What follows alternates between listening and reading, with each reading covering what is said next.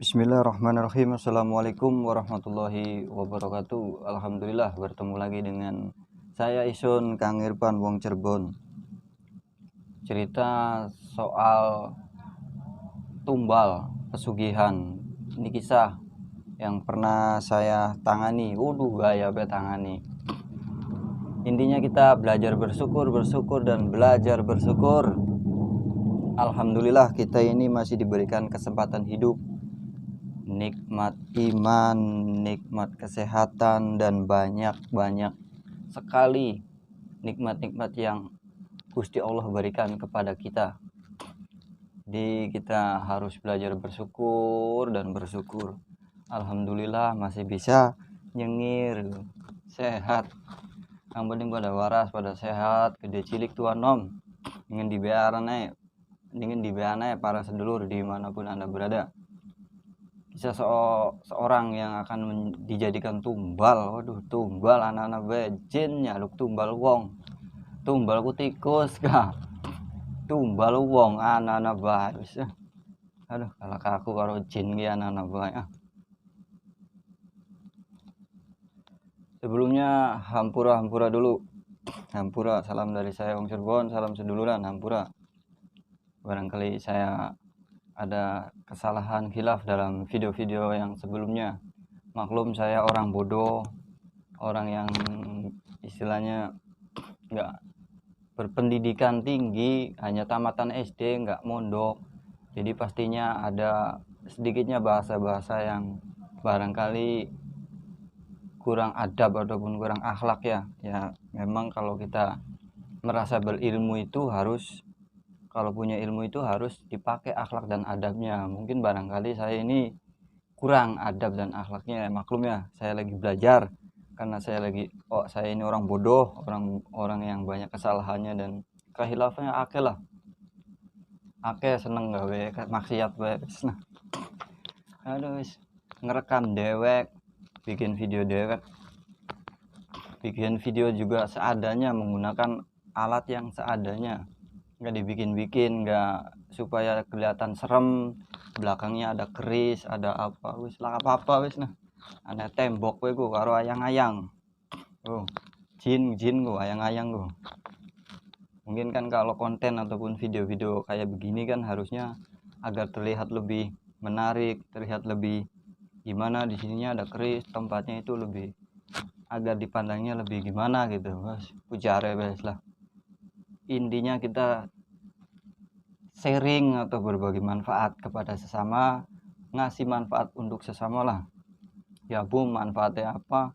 Saya nggak punya duit ngkuli bangunan, jadi kadang-kadang seminggu bayaran tok, ngoduk obat lamuk segala macam. Usah ragat. Ini juga istilahnya kita lagi belajar apa ya, ya ngasih manfaat lah untuk sesama.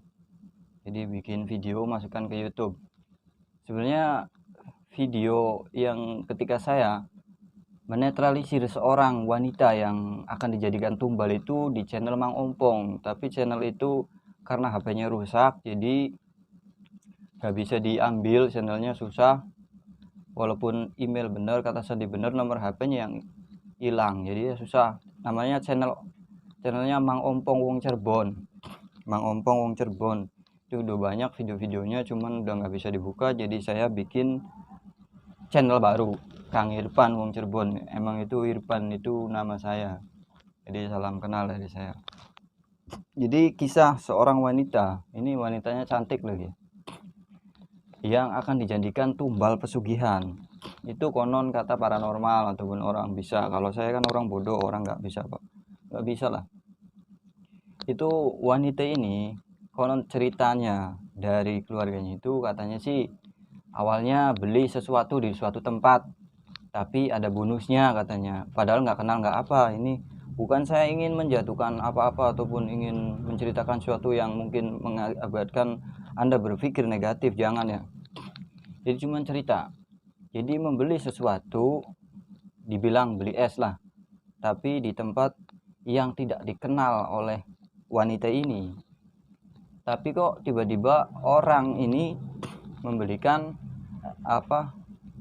secara gratis belinya 2 tapi dikasih gratis 1, bukan bonus ataupun bukan apa, karena ini harganya cukup lumayan mahal kok dikasih gratis ya istilahnya 1. Nah itulah dari sebab istilahnya cerita dari keluarganya. Jadi gara-gara minum itu katanya terus malamnya langsung merasakan sakit. Wallahu alam bisawab, awalnya begitu katanya. Dan ternyata setelah saya gali informasi lagi dari keluarganya, memang itu faktornya, awalnya itu karena beli sesuatu di tempat dikasih gratis 1 gitu katanya. Dan wanita cantik ini tiba-tiba mendadak malamnya itu sakit perut, menggelembung, dan istilahnya udah nggak jelas lah, istilahnya udah nggak, pikiran ngawur ngaco, karena memang istilahnya energi gaibnya mungkin lagi beraksi. Karena memang jin itu ketika ingin melumpuhkan seseorang nggak langsung, jadi dibikin lemah dulu, dibikin sakit dulu.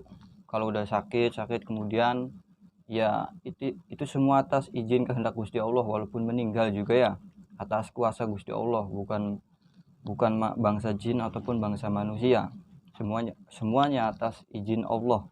Jadi jangan kita berpikir bahwa manusia itu bisa dibunuh oleh setan. Jadi perempuan ini udah 3 hari itu merasakan hal yang demikian. Perut, wah seperti kayak dicabik-cabik rasanya katanya, kepala pusing terus. Tiap hari dia itu merasakan kesakitan. Itu awal terkena efek energi negatif ini. Udah dibawa ke paranormal ataupun orang yang bisa, dan orang yang bisa itu mengatakan bahwa ini si wanita ini akan dijadikan tumbal katanya. Ada sih videonya di channel Mang Ompong Wong Cirebon, itu saya hampir 4 jam untuk bernego sama jin. Aduh, sama jin aja kudu nego, enggak begitu. Jadi seperti biasa berinteraksi dengan izin Allah. Saya memberikan istilahnya obrolan kepada jin-jin ini, jin-jin yang untuk ingin menumbalkan wanita ini. Aduh, anak-anak bejin ku tikus tapi rog ada di nang tumbal aja menusa ada di nang tumbal anak baik. Jadi dengan izin Allah ngobrol-ngobrol lewat batin, jangan kau ganggu bangsa kami, kata dia. Si bangsa jin ini ngomong, kamu apa urusannya kau ganggu saya? Oi, ini sudah menjadi suatu urusan saya juga, karena ini bangsa saya. Intinya kita saling ngobrol dan saling debat lah, ngobrol. Saya jangan sampai kalah sama jin, karena jin itu pinter ngobrol gini menipu lah, pinter nipu sampai udah deklalen harap mentok. Jadi memang benar ketika saya mencoba untuk menetralisir wanita ini itu lamanya 4 jam, karena bangsa jin itu pinter ya, jadi saya juga harus lebih pinter lagi lah. Jadi ketika saya mendatangi wanita itu ya, karena memang kan melalui sehingga kenal dengan saya kan orang nggak bisa katanya. Saya udah ngaku saya nggak bisa apa-apa, tapi kok dimintain pertolongan, minta tolong itu sama Gusti Allah, jangan sesama manusia. Aduh, gaya baik, kita bisa apa, manusia bisa apa Gusti Allah segalanya. Ya singkat cerita, saya datangi orang yang ingin jadikan tumbal pesugihan ini. Ternyata sudah terbaling lemah, nggak berdaya apa-apa, pikiran pun istilahnya ngaco lah, udah kayak nggak berpikir bahwasanya dia itu ada di dunia. Jadi walaupun diajak ngobrol juga kayak ngawur, kayak kehilangan sukmanya lah istilahnya begitu. Waduh, gaya banget. Jadi kayak orang linglung lah. Ketika saya datangi wanita itu, ini jangan lupa di subscribe, ini saya udah banyak bikin cerita di YouTube tapi subscribe-nya nggak nambah-nambah. Saya nggak pernah memaksa sih suruh subscribe, jarang kono subscribe baru beli lah. Intinya kita berbagi pengalaman, berbagi manfaat aja lah. Subscribe baru beli, ngampura lagi. Jadi saya mencoba mendatangi perempuan itu. Ternyata jin-jin itu menghilang. Pinternya jin di situ, mereka lebih dulu tahu ketika seorang yang mungkin memiliki kelebihan ini mendatangi si wanita ini, ya karena jin sudah lebih dulu tahu, wah wanita ini mungkin akan disembuhkan oleh seseorang yang memiliki kelebihan. Jadi jin-jin ini keluar dan meninggalkan jejak. Ya iyalah, ketika si paranormal itu ataupun orang yang memiliki kebiasaan itu datangin perempuan itu, seolah-olah nggak terjadi apa-apa. Jadi wanita itu pun normal. Tapi ketika orang yang bisa ataupun paranormal ini sudah pulang, ini jin datang lagi. Itu pinternya jin. Jadi menghilangkan jejak dulu, seolah nggak terjadi apa-apa, padahal standby ini. Karena hawa, karena kita kan kalau jin itu bisa merasakan orang yang memiliki kelebihan. Jadi begitu, ada getaran energi. Jadi dari jauh ada sinyal, istilah, wah ada orang yang ingin mengobati nih, kita keluar dulu, bersembunyi di mana suatu tempat. Begitu. Saya bukan berarti saya udah paham memang jin begini nih. Jadi saya 4 jam sampai di situ. Pertama saya mencoba untuk menetralisir semua tubuhnya, didoain seperti biasa, kita meminta izin kepada Allah, memohon pertolongan agar kita minta hajat agar si wanita ini bisa sembuh dan dijauhkan dari gangguan jin. Aduh, jin maning.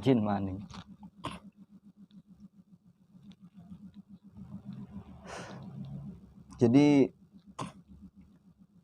setelah 2 jam, 3 jam, 4 jam, wanita ini udah dinetralisir, udah dikasih air ruqyah lah. Waduh, saya kayak air ruqyah. Udah di ruqyah, udah dibacain ayat suci Al-Qur'an, minta pertolongan sama Gusti Allah. Ya Allah, ini meminta pertolongan sama Gusti Allah agar perempuan ini, wanita ini disembuhkan, dicabut dari energi gaibnya, dicabut dari belenggu jinnya ini. Nah, 4 jam lamanya saya istilahnya mencoba untuk menunggu kabar. Wah, ternyata si jin itu muncul juga. Nah, setelah teridentifikasi, waduh gaya banget. Jadi setelah 4 jam lamanya saya udah diobatin si jin ini baru datang. Ya, saya tarik, ayo saya pancing agar dia datang. Alhamdulillah dengan izin Allah, jin itu datang, langsung ditangkap. Waduh gaya banget nangkap jin. Nggak bisa. Saya langsung ngobrol sama jin ini. Kalau untuk masalah bab manusia, karena manusia ini juga nggak ngerti, nggak paham dengan bangsa kalian. Mungkin yang paham saya, aduh gaya beli paham. Jadi kita ngobrol, saya pinter jin ini. Kalau kamu terus ya, singkat cerita, kalau kamu tetap memaksa ingin menjadikan wanita ini bangsa saya tumbal, saya pun akan jadikan kamu tumbal. Jadi kita saling debat, ngobrol dengan izin Allah. Ketika saya coba obrolin, dan si jin ini mungkin merasa ketakutan dengan obrolan saya yang istilahnya saya mengegas balik, karena mereka mengegas. Jadi kalau bahasa kita nyewot lah, gaya ini sun hebat, mengamukan kita hebat ayo konon. Jadi jin itu ya begitu gayanya, saya punya ilmu begini, saya juga punya ilmu begini, ayo. Istilahnya contohnya begini, kamu punya palu, saya juga lebih gede palunya, gitu. Dan alhamdulillah dengan izin dan kuasa Allah, pertolongan Allah, jin itu pun meninggalkan tempat tersebut dan dicabutilah belenggu-belenggu jinnya, yang mungkin mereka juga punya alat untuk belenggu wanita ini, ranjau ataupun apa, entah ngerti lah. Intinya jin itu das. Saya mencoba untuk menetralisir semuanya dengan kuasa dan izin pertolongan Gusti Allah lah. Segalanya Gusti Allah sih, saya nggak bisa apa-apa, lemah. Alhamdulillah wanita ini langsung normal kembali, sehat kembali. Dan si jin itu pun mungkin sedikitnya ya ada pertarungan sedikit lah, tapi nggak begitu jebret-jebret, nggak. Karena saya bernegosiasi dulu, waduh gaya nego-negoan kayak ning pasar, Pak.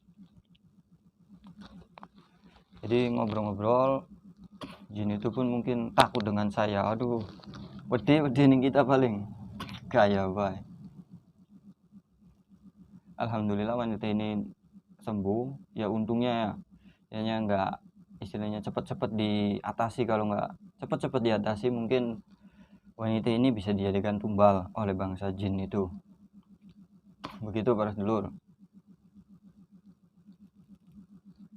Dan ada juga cerita dari seorang sahabat yang menemukan suatu benda.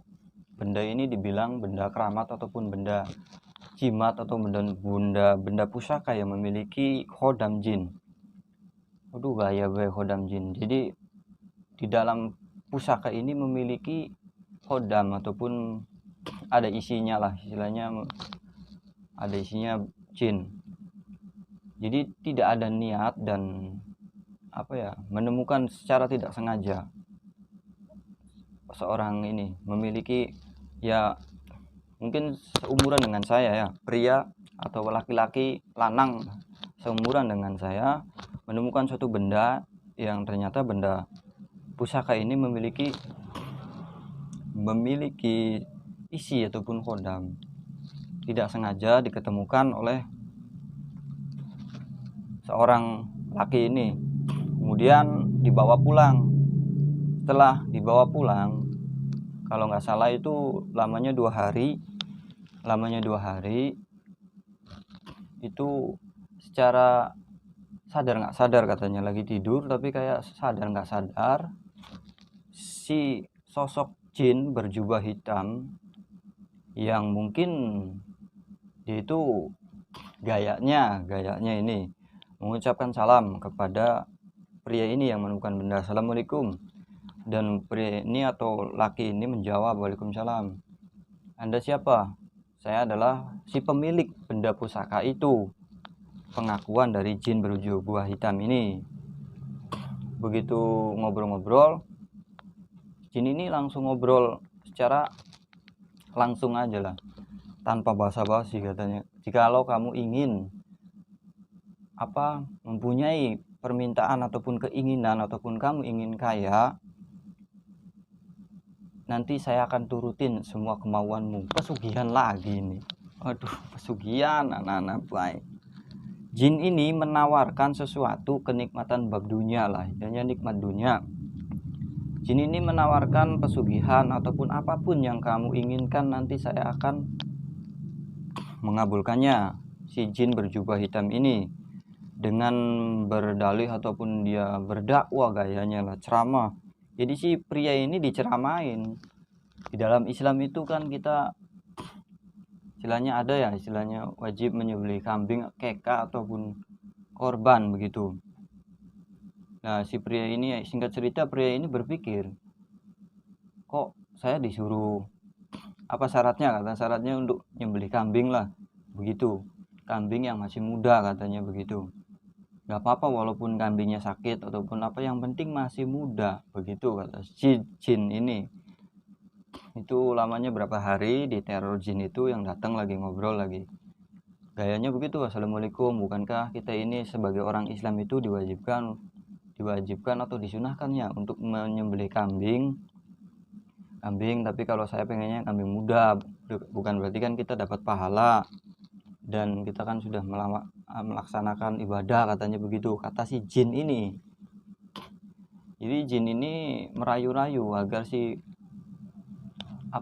penemu benda pusaka ini mau menuruti kemauan jin berjubah hitam ini. Ternyata seorang laki yang menemukan benda pusaka ini bukan orang yang baru di dalam pergaiban. Waduh. Ya bukan orang baru, istilahnya sering sering ngobrol-ngobrol, jadi mungkin ada pengalaman lah. Makanya kan kita di sini juga kan berbagi pengalaman. Jadi pria ataupun laki ini ya mungkin ada pengalaman dari dia sering main sama orang-orang yang ngerti di bidang itu mungkin ya. Jadi pria ataupun laki ini paham bahwasanya si jin yang berjubah hitam ini istilahnya ingin membuat malapetaka untuk diri saya, katanya. Jadi dia itu ketika ia turutin menyembelih kambing muda itu, ya si pria ataupun laki ini paham, seorang laki ini paham bahwasanya saya kan punya anak laki. Nah pasti kan ini tumbal ini, mungkin anak saya ini yang lagi diincar sama jin berjubah hitam ini, mungkin begitu. Jadi si penemu pusaka ini sadar bahwa dia itu sedang diteror oleh jin yang berjubah hitam ini. Nah setelah mengetahui bahwa benda itu memiliki isi ataupun khodam jin dan terus membujuk berbagai macam cara tipu daya si jin ini untuk mengkelabui si penemu benda pusaka ini, ternyata tidak berhasil. Ya alhamdulillah memang si penemu benda pusaka ini rajin sholat, kalau malam dia sholat tahajud. Jadi alhamdulillah Allah berikan suatu petunjuk ataupun dikasih kesadaran bahwa kamu itu lagi di teror sama jin berjubah hitam ini. Makanya kita hati-hatilah terhadap benda-benda yang mungkin ada di sekeliling kita, karena kan bisa jadi benda itu menjadi tempat suatu persembunyian para jin. Nah ketika sudah menjadi tempat rumah itu mereka beranak pinak dan mungkin mengajak teman-teman. Jadi di tempat benda pusaka itu menjadi banyak jin, rumah kita menjadi hawanya panas dan mengakibatkan ya sering sakit, bertengkar, begitu efek daripada energi negatif jinnya. Jadi kalau kita memang tidak mengerti dengan yang namanya benda pusaka, lebih baik kita buang saja atau tanyakan kepada orang yang lebih paham dan ngerti. Kalau ini buang sajalah, lebih ini daripada kita nanti terjadi suatu hal yang tidak diinginkan. Yang namanya gaib seperti itu, kita tidak paham, tidak ngerti, boro-boro bisa melihat secara langsung, kan begitu. Yang namanya gaib juga kan bukan larinya ke jin saja. Apa yang terjadi di hari esok akan terjadi apa di hari esok, esok akan terjadi apa, besok akan gimana, kita masih belum tahu, kan itu gaib, semua rahasia Allah. Begitu para sedulur, ini berbagi cerita agar kita ini menambah pengalamannya. Kalau ilmu sih saya nggak punya, jadi kita berbagi pengalaman saja. Saya sih yang bodoh, yang banyak kesalahannya, banyak khilafannya, mohon dia ngampura baik. Gitulah mungkin dari dua cerita pesugihan ini, mudah-mudahan ada manfaatnya lah. Rasanya kita ini hidup ini tidak jauh dari cerita-cerita mistik Indonesia ini ya. Yang namanya gaib-gaiban itu rame kalau di Indonesia. Begitulah intinya, paling suka ya, walaupun tidak semua percaya pada gaib, tapi yang namanya gaib itu sangat kental diceritakan. Waduh, kalau ngobrol gaib pengennya lama, karena kan sesuatu yang tidak terlihat jadi penasaran. Begitu. Ini dua cerita ini semoga menjadi kisah yang ataupun pelajaran buat kita, yang agar kita ini ya bisa dapat pengalaman lah, intinya begitu. Bahwasanya jin itu pandai menipu ya, berbagai macam tipu daya jin ini agar menyesatkan bangsa manusia. Begitu. Di kurang lebihnya mohon maaf. Salam dari saya, Kang Irfan, Wong Cirebon, ngampura.